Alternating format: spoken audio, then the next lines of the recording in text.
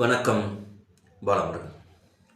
முரட்டு அடிமை, டப்பா இன்ஜின், டூரிஸ்ட் பிரதமர், இதெல்லாம் நம்ம 56 இன்ச்சுக்கு தேவையா அப்படின்னு தான் இப்போ தமிழ்நாட்டில் இருக்கக்கூடிய பொதுமக்கள் கேள்வியா கேட்குறாங்க.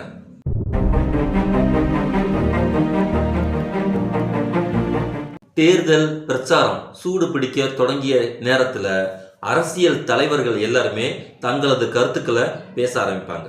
இதில் 2 வகையான அணுகுமுறைகள் உள்ளது. ஒன்று, இந்த தமிழ்நாட்டை இப்போ ரூலில் இருக்கக்கூடிய கவர்மெண்ட்டில் இருக்கக்கூடியவங்க தனது சாதனைகளை சொல்லி ஓட்டு கேட்பாங்க. இன்னொருத்தவங்க எதிர்கட்சியாக இருக்கவங்க என்ன பண்ணுவாங்க, நாங்கள் இதெல்லாம் செய்ய போகிறோம், இந்த கவர்மெண்ட் இதெல்லாம் செஞ்சுருக்கு, ஊழல் செஞ்சுருக்கு, அப்படி இப்படின்னு சொல்லி இதெல்லாம் நாங்கள் செய்ய போகிறோம் அப்படின்னு சொல்லி ஓட்டு கேட்பாங்க. ஆனால் இங்கே இருக்கக்கூடிய ஒன்றியத்தில் இருக்கக்கூடிய 56 இன்ச்சு பிரதமர் வந்துக்கிட்டு என்ன சொல்கிறான்னு கேட்டிங்கன்னா, வெறும் பொய் மூட்டையவா வந்து இங்கே அவுத்து விட்டுட்டு போனால் மக்கள் முதல்ல இவரை தேர்தல் பிரச்சாரத்துக்கு வந்தாரா, இல்லை வந்துக்கிட்டு நம்ம காதில் வந்துக்கிட்டு டம்பாரத்தை ஊத வந்திருக்கிறாங்கன்னு சொல்லி சிரிப்பாங்களா சிரிக்க மாட்டாங்களா? அந்த அளவுக்கு வாயை திறந்தாலே வண்டியான பொய்யை சொல்லவும் இங்கே இருக்கக்கூடிய நமது தலைவர்கள் எல்லாமே கலாய்னு கலாய்க்க ஆரம்பிச்சிட்டாங்க. ஒரு பிரதமர் என்றும் பாராமல் முதல்ல நமது உதயநிதி என்ன சொல்லிட்டாருன்னு கேட்டிங்கன்னா, அடிமையில் முரட்டு அடிமை, நிறைய அடிமையை பார்த்துருக்கோம், ஆனால் இருக்கிறதுலையே முரட்டு அடிமை எங்கேயாவது பார்த்துருக்கீங்களா அப்படின்னு சொல்லிட்டு நம்ம எடப்பாடி 10 தோல்வி பழனிசாமியை பார்த்து கேள்வியாக கேட்டிருக்காரு. இது எவ்வளோ பெரிய கேவலமான ஒரு வார்த்தை, அதுக்கு ஈடு இணையான வார்த்தையே இல்லைங்கிற ரேஞ்சில் அவருடைய பேச்சு இருக்கு.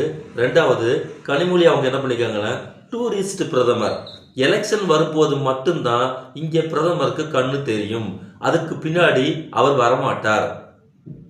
ரெண்டாவது, தமிழ்நாட்டு மக்களுக்கு 4 காசு கூட தரமாட்டார்.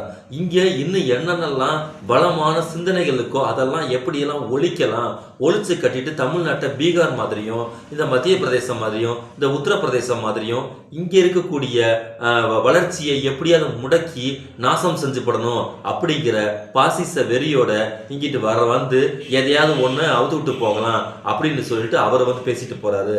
ரெண்டாவது, டப்பா இன்ஜின்னு சொல்லி பயங்கரமான ஒரு வைரலை முதலமைச்சர் உருவாக்கி விட்டுட்டாரு. இப்போ இருக்கக்கூடிய முக்கியமான விஷயம் என்னன்னு கேட்டிங்கன்னா, தமிழ்நாட்டில் வந்து திணிக்கப்பட்ட கூட்டணி அப்படிங்கிறதையும் மிக அப்பட்டமாக முதலமைச்சர் வந்துக்கிட்டு வெளியில் சொல்லிட்டாரு. எதெல்லாம் அரசியல் நாகரிகமாக, பூடகமாக, மறைமுகமாக இருக்க வேண்டிய விஷயமா இருக்குதோ அது அத்தனையுமே இன்னைக்கு அம்பலமாயிருச்சு அப்படிங்கிறதுக்கான விஷயம்தான் இன்னைக்கு இவங்க பேசியிருக்கக்கூடிய இந்த பேச்சு. அதாவது ஒரு கூட்டணி எப்படி உருவாகும்னு கேட்டிங்கன்னா, கொள்கையின் அடிப்படையில் உருவாகும் அப்படிங்கிறது உலகத்துக்கே தெரிஞ்ச விஷயம். அப்படித்தான் இன்னைக்கு வரைக்கும் தமிழ்நாட்டு மக்கள் அதை பார்த்துக்கிட்டு இருக்காங்க. ஆனால் இப்போ வந்திருக்கக்கூடிய இந்த என்டிஏ கூட்டணியில் நல்லா பாருங்க, இங்கே கூட்டு சேர்ந்திருக்கக்கூடிய அத்தனை பேருடைய தலைவர்களுடைய கூட்டு இணைப்பையும் பாருங்க. ஆளுக்கு ரைடு, சிபிஐ, இடி, அது இதுன்னு சொல்லி ரைடின் மூலமாக மிரட்டி கூட்டணிக்கு பணியை வச்சிருக்கக்கூடிய ஒரு கேடுகட்ட கூட்டணியை வந்து இங்கே உருவாக்கி வச்சுக்கிட்டு அது ஒரு மேடையில் மிகப்பெரிய எல்லாரும் கைகளை உயர்த்தி மிகப்பெரிய அளவுக்கு காட்டியிருக்கிறான்னு சொன்னா மக்கள் குறைந்தபட்சமாவது இவங்களை மதிக்கிறதுக்காவது செய்ய வேண்டிய சூழ்நிலை இருக்காங்கிறதா முக்கியமான கேள்வி. ஏன்னா இவங்களால இந்த 5 வருஷம் எந்த அளவுக்கு நம்ம மக்களுக்கு தொந்தரவு கொடுத்துருக்காங்க, தமிழ்நாட்டு மக்களுடைய மாண்பை வந்து எந்த அளவுக்கு இவங்க சிதைச்சிருக்கிறாங்க, கொஞ்சம் கூட வெக்கமே இல்லாமல் பொய் சொல்றதுங்கிற ஒரு விஷயத்தை வந்து தமிழ்நாட்டு மக்கள் எந்த அளவுக்கு வந்துட்டு உணர்ந்திருக்கிறாங்கிறதுக்கான வெளிப்பாடு தான் இப்போ இருக்கக்கூடிய இந்த என்டிஏ கூட்டணியை உருவாக்கி வச்சிருக்கக்கூடிய ஜெண்டாவுடைய கூட்டணி. ஆனால் இதில் இன்னும் அல்லு சொல்றைய 2 பேராலும் புறக்கணிக்கப்பட்டிருக்கக்கூடிய கூட்டணி ஒன்று இருக்குது. அது தேமுதிகங்கிற ஒரு கட்சி.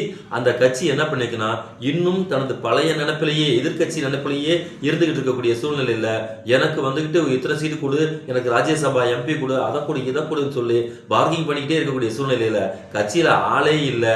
இப்போ உங்களுக்கு எதுக்கு கொடுத்துக்கிட்டு சொல்லி இந்த வீணா போன பழனிசாமியை கழட்டி விட்டவும் இங்கே வழக்கம் போல திமுக சீந்தவே இல்லைங்கிற சூழ்நிலை வரும்போது இப்போ இவங்க நூல் விட்டு பார்த்துக்கிட்டு இருந்தாங்க. திமுகவுடைய சாதனைகள் 50% சொல்லி மார்க் 50 மார்க்கை கரெக்டா போட்டு 49ன்னு குறைக்காம 51ன்னு ஏத்தாம கரெக்டா 50 வச்சு எனக்கு ஏதாவது ஒரு வாய்ப்பு இருந்தா சொல்லி விடுங்க, நாங்க வந்து பேசுறோம் அப்படி சொல்லவும் திமுக சீந்த இல்லவே இல்லை. அதனால நேற்றுக்கு போஸ்ட்மேன் டீ குடிக்க கூப்பிடவும் எல்லாரும் குடுகுடுன்னு ஓடி போய் அங்கே உட்காந்துட்டு 1/4 மணி நேரம் 10 நிமிஷம் ஏப்பா என்னை கூப்பிட மாட்டேங்கிறீங்க, வைக்க மாட்டேங்கிறீங்க, எங்ககிட்ட ஆள் இல்லையா, இன்னைக்கு சொன்ன நேரத்துக்கு ஆள் இல்லை, இறக்குவோம், நாங்களும் வந்துக்கிட்டு வெற்றி பெறுவோம்ப்பா, எங்கிட்ட பார்த்து கூப்பிடுங்கப்பான்னு சொல்லிட்டு இங்கே 1/2 மணி நேரம் 10 நிமிஷம் 1/4 மணி நேரம் வந்து குசு குசுன்னு பேசவும் செய்தியாளர்கள் கேட்கும்போது நாங்கள் அரசியல்லாம் பேசலை, நீங்கள் நல்லா இருக்கீங்களா, நாங்கள் நல்லா இருக்கோம் அப்படின்னு சொல்லி நாங்கள் பேசணும் சொல்லவும் இவங்க இன்னைக்கு டிவியில் செய்தியில் வரக்கூடிய செய்திகள் பார்த்தீங்களா, இதெல்லாம் இவங்க விளக்கம் சொல்ல வேண்டிய அவசியமே இல்லை.